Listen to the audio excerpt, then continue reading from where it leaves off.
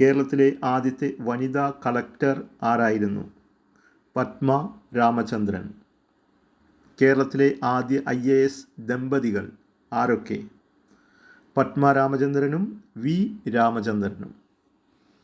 മലയാളത്തിലെ ആദ്യ 70mm ചിത്രം ഏതാണ്? പടയോട്ടം. സ്ഫടിക നിർമ്മാണത്തിനാവശ്യമായ മണൽ കേരളത്തിൽ എവിടെ നിന്നാണ് ലഭിക്കുന്നത്? പള്ളിപ്പുറം കടൽപ്പുറം. സ്ഥലം ചേർത്തല. മുൻ മന്ത്രി R ബാലകൃഷ്ണപിള്ളയുടെ ആത്മകഥയ്ക്ക് നൽകിയിരിക്കുന്ന പേരെന്ത്? പ്രിസണർ. 5990.